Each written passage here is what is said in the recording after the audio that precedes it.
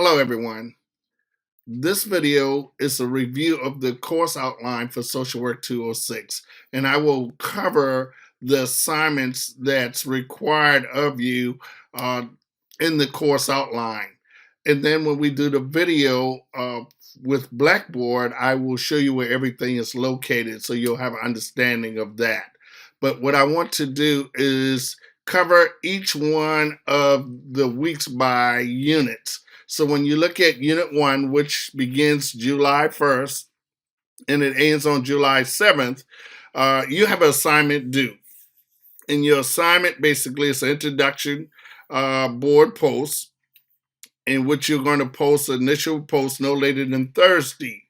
And then you will be responding to two peers by Sunday at 11:59. This is going to be a format for all of your discussion board assignments. Your initial post is due on Thursday at 11:59 and responding to two peers no later than Sunday at 11:59. The reason you're posting on Thursday, it will allow other students enough time to actually respond to your post. And it also allows you to respond to their posts. When you're posting your assignment, I require that all assignment posts be referenced. Of course, the introductory post is just you introducing yourself to your other students and to myself. So there won't be a need to actually reference that particular post because uh, it's just an introduction where you're introducing yourself. So just be mindful of that. And then you have also your first discussion board post that you will be responding to a particular question.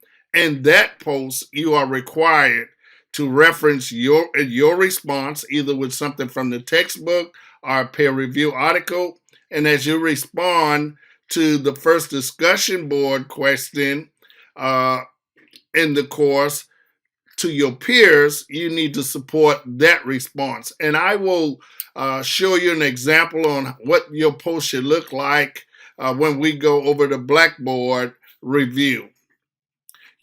So in Unit 1, you're going to have your introduction post and then you're going to have your first discussion post. So it's two posts that's going to be covered from July 1st to July 7th. Unit 2 is going to be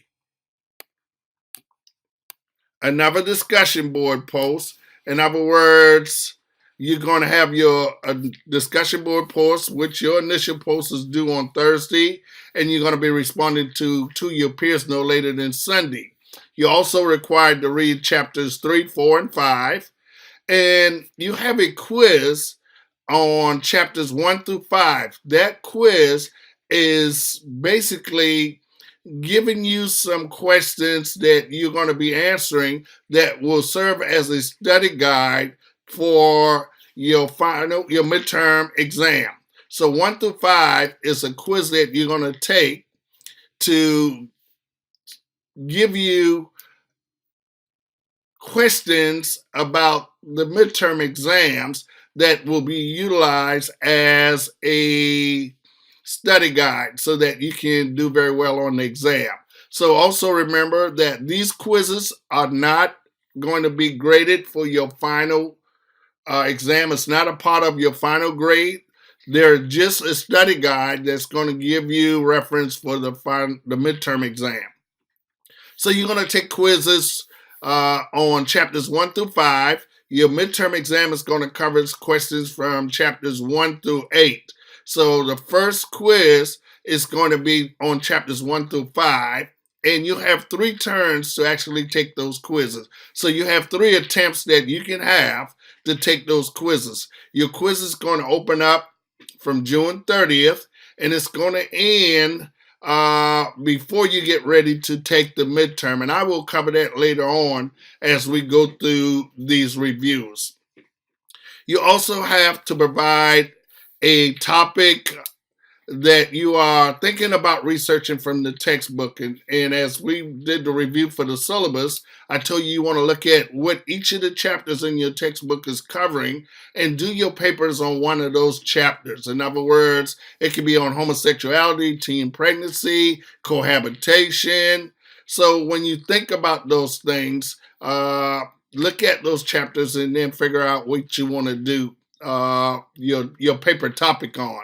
It's okay if you decided to do it on one topic and later on you change, because sometimes students want to do a particular topic and then when they start doing their research for articles, they find that they can't find that many articles to actually support their paper. So I'm okay with you changing your topic as long as it's covering a chapter within the textbook. Once again, your discussion posts are due on Thursday, and you're responding to two of your peers no later than Sunday. Your discussion posts need to be supported by a peer review article or something from the text. Your response to your peers should be also supported by a peer review article or something from your textbook. Here again, I will deduct points if you fail to do one or the other. You need to do both. Unit 3 is another part where you're going to look at during the third week, and you're going to read chapters 6, 7, and 8. In addition, you're going to have quiz again. That's going to be from chapters 6 through 8. And as I told you before, your midterm exam is going to cover chapters 1 through 9. So here again, you have chapters 1 through 8 that you're going to be taking a quiz. And those quizzes are going to prepare you for your midterm exam. They will not be counted towards your final grade. They're just serving as a study guide to prepare you for your midterm exam. So as we look at week 4, in week 4, you'll see that you're going to read chapter 9. And you're going to have another discussion board post, which will be due on Thursday and responding to two of your peers on Sunday. You also see your quiz for chapter 9. And you have 3 attempts to take your quizzes 1 through 5, your quizzes 6 through 8, and your quiz chapter 9. You'll see that you have your midterm exam that's going to cover chapters 1 through 9. And your midterm is going to open up to you no later than July the 29th through August 4th. So you have from July 29th to August 4th to take your quiz. Just know to take your midterm exam. Just understand that the quiz questions will close by the time you get ready to take your midterm exam.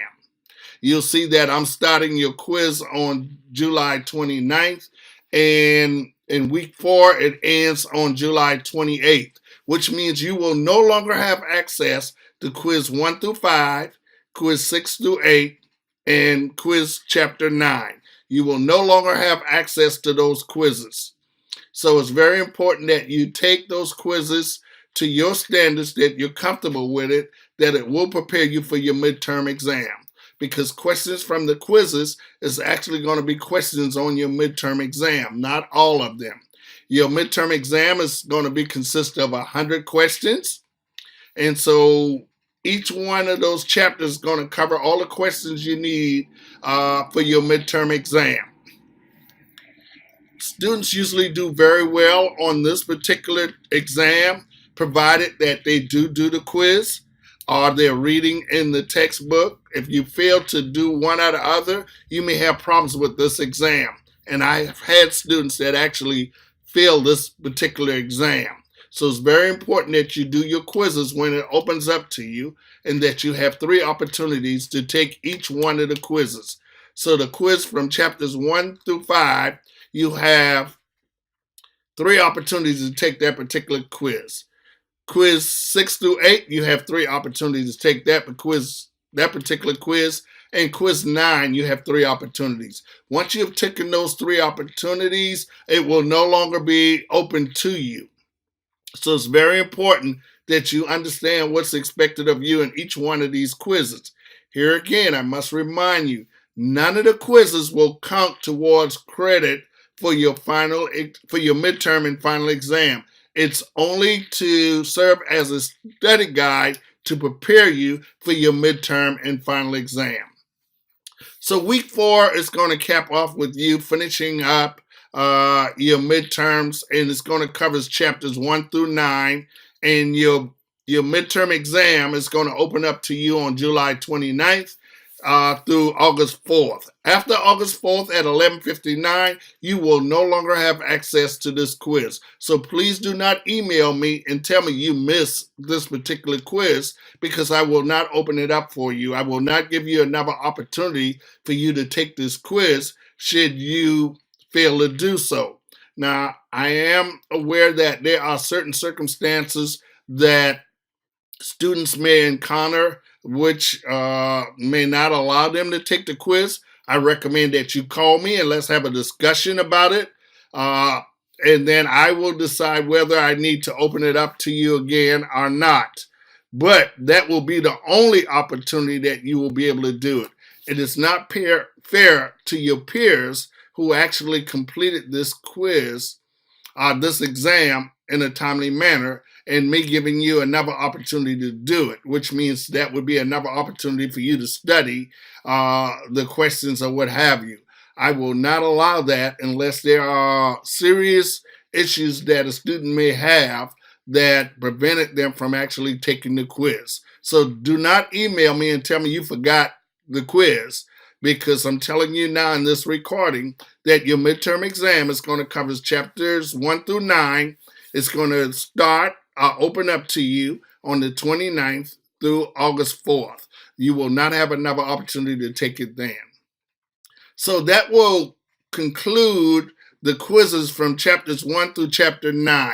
You will no longer have to worry about those quizzes again. It will not be a part of the final exam. So after you take the midterm, do not even worry about chapters 1 through 9 quizzes again. Okay, let's take a look at Unit 5. So Unit 5, you're going to read chapters 10, 11, and 12. Your quiz is going to cover chapters 10, 11, and 12. So here again, you will no longer have access to chapters 1 through 9 quizzes. So you're going to start with a new set of quizzes for your final exam. So you're going to take the quizzes in chapters 10, 11, and 12. And you have 3 opportunities again to take those quizzes. So those quizzes will open up to you also on July 29th. So you will have access for you to take it. You have 3 opportunities to do so. You have a discussion board post, which your initial post is due on Thursday, and your response to your peers is due no later than Sunday at 11:59. If you wait beyond that point, you will not have access. Some students have emailed me and said, well, I started my quiz at, correction, I started my discussion post at 11:55, and I had some problems with my computer, and so I couldn't get it in. That's not an excuse. So here again, your posts are due on Thursday. Your response to your peers are due no later than Sunday at 11:59. And I do deduct points should you fail to do either. Unit 6 is talking about chapters 13, 14, and 15. Here again, you have quizzes from chapters 13 to 15 that you're going to take. You have 3 opportunities to take these quizzes. After the 3rd attempt, you will no longer have access to the quiz. I normally tell students when you take the quiz the first time, I will try to print it out so that you will have a written copy of it. You will not be able to utilize it during your exam, because Proctorio actually monitor you taking the exam. So in other words, if you're looking at some other material, your eyes stay away from the screen, it may shut down your exam during that time. But I want you to try to print it out and use it as a study guide that will prepare you for the exam. So you have quizzes 13 through 15, and you also have another discussion board post. I'm going to cover a little bit more about the discussion board posts, and I'll show you where the quizzes are in Blackboard so that you'll have an understanding on where you need to go for each one of the quizzes. So don't worry about that in this particular video, because we're going to cover that in the next video. Okay, Unit 7. Unit 7 basically is going to cover chapters 16 and 17. So you're required to read chapters 16 and 17. The good thing about ebook in this particular course, if you click on the chapter, ebook will actually read the chapter to you. So if you are driving somewhere, or if you are at home and you want to take time, if you're an auditorial learner, you can actually let ebook read the chapters to you, and it could help you assist you with that. But if you have, if you're reading the textbook along in ebook, that's fine also. If you have a copy of the written textbook, because some people are visual learners and may require them to do so. So you have your quiz again, 13 through 15. I'm sorry. You have quiz 16 and 17 in unit 7, which would be week 7. Just know that you're going to do your quizzes there. You also have your final paper due. That final paper we covered in the syllabus, so go back to your syllabus and read what's required of you in that particular final paper in which you need to respond to. And I will cover the final paper when we get into Blackboard, where I'll show you where you're going to be uploading it. I will also show you on the Getting Started page information that's going to require that will assist you in writing your paper. So here again in Unit 7, you have another discussion board post. Your initial response is going to be on Thursday. It's due on Thursday, and you're going to respond to your peers no later than Sunday. Fail to do one or the other would result in loss of points. Here again, if you looked at your syllabus, you'll see that you're going to have 25 points, overall points for assignments, discussion, and then you're going to have 25% of your grade is going to be for your paper, 25 for your midterm, 25 for your final. And so when you look at your course requirement and looking at the breakdown, so you have 7 discussion in this particular course, 8 with the introduction. And so if you lose any of those or fail to do any of those to standards, it will result in you losing, capturing the overall 25% of your grade, which would decrease the opportunity of you actually getting an A in this particular course. So as we look at Unit 8